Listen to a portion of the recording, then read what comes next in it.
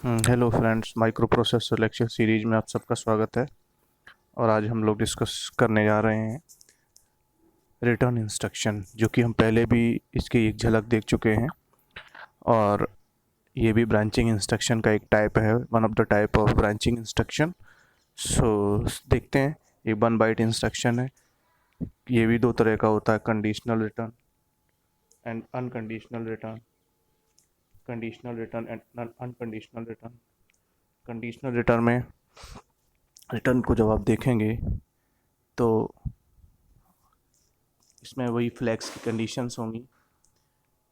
Return if flag zero, return if flag is not zero, return if carry, return if not carry, return if Peretti carry, return not not Peretti carry. ये सारी conditions हैं। अब इसके देखते हैं कितने machine कितना bite का इंस्ट्रक्शन है और कितनी मशीन साइकिल्स हैं, कितने टी स्टेट्स हैं। तो कंडीशनल कंडीशनल रिटर्न में आपका दो कंडीशन पॉसिबल हो सकती हैं, एक ट्रू और दूसरी फॉल्स।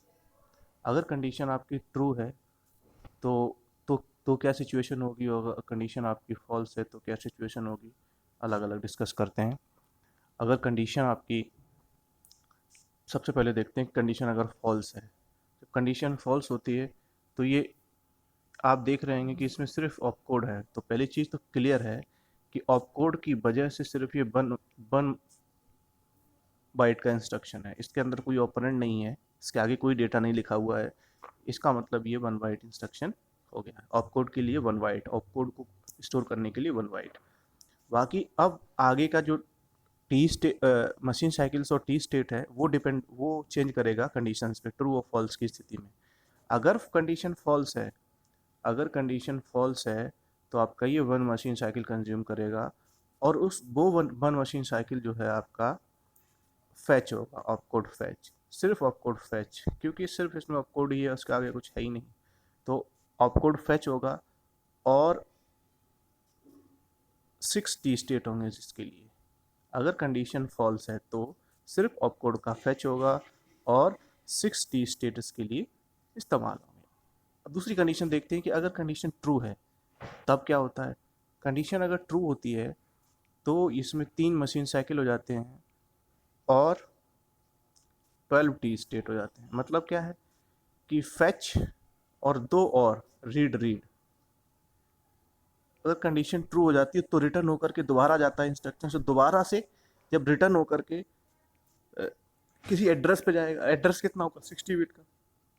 तो जो 60 बिट का एड्रेस होगा, 16 बिट का जो एड्रेस होगा, वो 2 बार रीड, क्योंकि ये आपका 8 बिट का प्रोसेसर है तो 8 बिट एक बार में मैक्सिमम 8 बिट को रीड कर सकता है। तो 16 बिट को रीड करने के लिए 2 बार रीड ऑपरेशन जो है 2 बार परफॉर्म होगा, यानी कि रीड मशीन साइकिल 2 बार आएगा। तो 6, 3 एंड 3 मिलकर के आपका होता है 12 टी स्टेट। अब इसको देखते हैं कि रिटर्न का एक्चुअल एक्चुअल मतलब क्या है। Return instruction return instructions are 1 byte in length, हमने डिस्कस कर लिया। These are used at the last instruction in a subroutine program. जब आप कॉल इंस्ट्रक्शन से किसी सबरूटीन प्रोग्राम को कॉल करते हैं तो उसका लास्ट इंस्ट्रक्शन अमूमन रिटर्न इंस्ट्रक्शन होता है। मे बी कंडीशनल और अनकंडीशनल, मतलब दो तरह का हो सकता है, कंडीशनल और अनकंडीशनल। अनकंडीशनल में तो सारा का सारा जो आपका कंडीशन ट्रू वाली पोजीशन है वो पूरी की पूरी आती थी, है ना। तो इसमें सिर्फ RET लिखा होगा। तो 1 बाइट इंस्ट्रक्शन हो गया, 3 मशीन साइकिल्स हो गए और 10 टी स्टेट्स हो गए। 10 टी स्टेट याद रखिएगा। जब ये अनकंडीशनल आ जाता है तो इसका जो फैच है वो आपका 4 मशीन साइकिल कंज्यूम करता है, वो 4 टी स्टेट कंज्यूम करता है। रीड एंड रीड, तो इस कंडीशन में इसके आपके 10 टी स्टेट हो जाते हैं टोटल। 3 and 3, 4 3 3 10 T state. तो इस तरीके से आपका ये अनकंडीशनल रिटर्न हो गया। तो दो तरह का हो सकता है रिटर्न, कंडीशनल, अनकंडीशनल। और जब ये, अब कंडीशनल की जब बात करते हैं तो अगर कंडीशन फॉल्स होती है तो वन वन बाइट का इंस्ट्रक्शन है, 1 मशीन साइकिल है जिसके 6 टी स्टेट्स हैं। अगर कंडीशन फॉल्स होती है अगर कंडीशन ट्रू होती है तो आपका 1 बाइट इंस्ट्रक्शन है, 3 मशीन साइकिल्स हैं, 12 टी स्टेट है। मैंने अभी समझाया दिया था सब कुछ। अगर अनकंडीशनल है तो चीज़ें थोड़ी सी डिफरेंट है कि इसका जो फेच होगा अनकंडीशनल का, पहला जो मशीन साइकिल फेच होगा वो आपका 4 टी स्टेट का होगा, बस बाकी सेम हो जाएगा कंडीशन ट्रू वाली पोजीशन को। इसके बाद देखते हैं for conditional return instruction 3 machine cycle that is 10 T states are used, और अनकंडीशन जो आपका अनकंडीशनल रिटर्न है, अनकंडीशनल रिटर्न के लिए क्या होता है, when return instruction executed the content present at the top 2 locations of the stack memory pointed by the stack pointer loaded into the temporary register first then to program counter. मतलब क्या क्या है कि जो जब अनकंडीशनल रिटर्न परफॉर्म होता है तो स्टैक मेमोरी की टॉप 2 लोकेशन पर जो डेटा होता है, फॉर एग्जांपल ये आपकी स्टैक मेमोरी है और ये उसकी टॉप 2 लोकेशंस हो जाएंगी 70 और 80, जिस पर 70-80 डेटा है। तो ये डेटा पहले डब्लू जेड में पहले आ जाएगा, रीड हो जाएगा। फिर उसके बाद ये आपका प्रोग्राम काउंटर में जाता है। मतलब डायरेक्टली प्रोग्राम काउंटर में डेटा नहीं जाता है, बल्कि पहले आपका टेम्परेरी रजिस्टर्स में ये डेटा जाता है अनकंडीशनल रिटर्न में। ठीक है, चलते हैं नेक्स्ट इंस्ट्रक्शन की तरफ। अगला टाइप ऑफ जो इंस्ट्रक्शन है, अभी तक हम ब्रांचिंग इंस्ट्रक्शन को पढ़ रहे थे। अगला टाइप इंस्ट्रक्शन है दैट इज आपका machine control instruction. This is machine control instruction. इसमें सबसे पहला जो हम इंस्ट्रक्शन डिस्कस करने जा रहे हैं वो है हाल्ट। ये किसी भी प्रोग्राम का लास्ट इंस्ट्रक्शन होता है हाल्ट। हाल्ट का मतलब प्रोग्राम इसके बाद एग्जीक्यूशन प्रोग्राम का बंद हो जाता है, ये लास्ट इंस्ट्रक्शन है, प्रोग्राम खत्म। 1 बाइट इंस्ट्रक्शन है क्योंकि इसमें ऑपरेंड में कोई डेटा नहीं है, इसमें वो आपका केवल आपका ऑपकोड है, कोई ऑपरेंड नहीं है, तो 1 बाइट इंस्ट्रक्शन हो गया। 2 मशीन साइकिल्स हो गए एंड 5 टी स्टेट। अभी डिस्कस करते हैं कि 5 टी स्टेट किस तरह से होते हैं। याद रखिएगा कि इसमें 5 टी स्टेट्स होते हैं। पढ़ते हैं इसको, क्या मतलब है। It is use to stop the execution the content of the program counter is not latched to the address bus. The processor enters bus idle condition and more than one wait status may be introduced. जो processor है वो आपका बस idol condition में चला जाता है। इस तरीके से आपका ये हार्ट आपका एग्जीक्यूट होता है। 2 machine cycles and 5 T states and 1 write instruction. The status of the processor will be in the halt state unless it is reset or till the interrupt is triggered.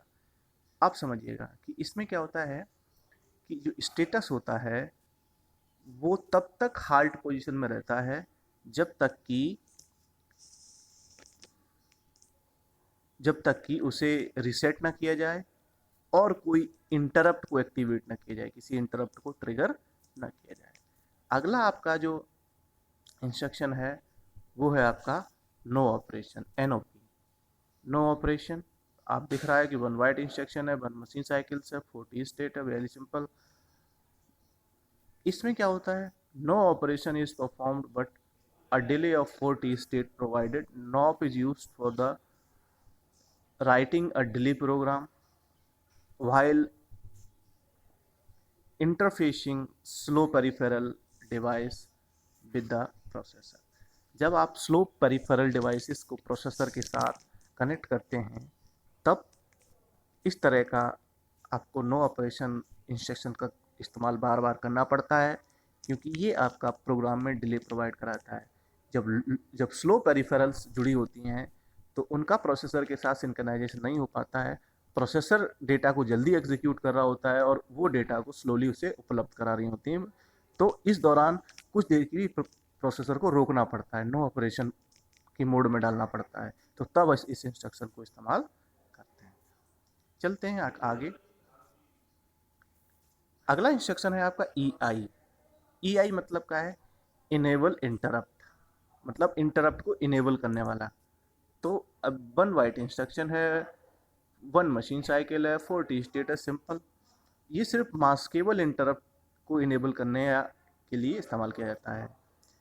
It is use to enable the interrupt except trap, यानी कि trap आपका non maskable interrupt है, इसे ये enable नहीं कर सकता है। ठीक है, तो ये किसी भी इंटरप्ट को एक्टिवेट करने के लिए, इंटरप्ट को इनेबल करने के लिए इसका इस्तेमाल किया जाता है। It is generally use as the last instruction and can interrupt subroutine, मतलब ये अक्सर लास्ट इंस्ट्रक्शन के रूप में इस्तेमाल किया जाता है और सब रूटीन के इंटरप्ट को एक्टिवेट करने के लिए इसका इस्तेमाल किया जाता है। डी आई, नेक्स्ट इंस्ट्रक्शन है आपका डी आई। डी आई मतलब disable interrupt. 1 byte instruction, 1 machine cycle, 40 state, disable interrupt इसे पढ़ा जाएगा।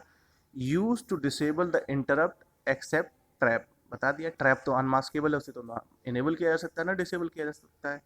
ट्रैप को छोड़ करके बाकी सारे इंटरप्ट को डिसेबल करने के लिए, अगर कोई इंटरप्ट आपने इनेबल किया हुआ और उसे डिसेबल करना है तो उसके लिए ये इस्तेमाल किया जाता है। It is use for starting instruction of the interrupt subroutine, मतलब किसी सब रूटीन के इंटरप्ट को डिसेबल करने के लिए इसका इस्तेमाल किया जाता है। स्टार्टिंग इंस्ट्रक्शन होता है किसी भी सब रूटीन प्रोग्राम का, क्योंकि जब किसी को डिसेबल करना है, दैट्स इट। और इसी के साथ आपका ये लेक्चर यहीं समाप्त होता है। मिलते हैं आपको नेक्स्ट लेक्चर में कुछ नए कॉन्सेप्ट्स के साथ माइक्रो प्रोसेसर को। तब तक के लिए धन्यवाद।